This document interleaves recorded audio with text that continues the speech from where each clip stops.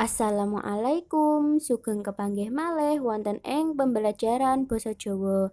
Dinten niki kita sinau sesarengan babagan teks deskripsi utawa tembung deskripsi. Deskripsi iku asale saka tembung manca yaiku description sing duweni teges gambaran. Gambarane yaiku apa wae sing dirungokake, dideleng, diambu lan dirasakake saka barang kuwi. Teks deskripsi nduweni arti yaiku jenise teks sing ngupaya nyritakake sawijining objek kanthi detail supaya wong sing maca bisa melu mbayangake lan kaya-kaya nyawang dhewe objek sing diceritakake. Objek sing diceritakake lewat sarana deskripsi biasane arupa barang, werna, kewan, tetuwuhan, lan manungsa.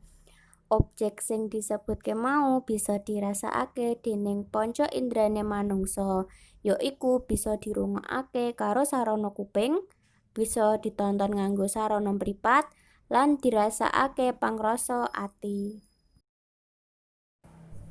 Urutane nggawe deskripsi niku wonten gangsal. Ingkang kaping sepisan yaiku nemtokake tema utawa gagasan, kaping kalih tujuane apa, kaping 3 barang sing bisa dideleng, dirasakake lan dirungokake, kaping sekawan nggawe congkrongan, kaping gangsal nggawe sak komplite.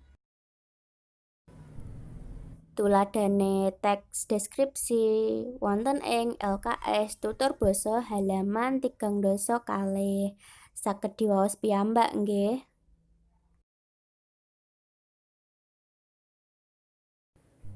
Saklanjute yaiku tugas. Gawenen teks deskripsi nganggo basa Jawa ditulis ning buku tulis basa Jawa piyambake dhewe-dhewe. Cekap semanten pembelajaran dinten niki. Wassalamualaikum. Ampun kesupen di like kalih di subscribe nggih. Matur suwun.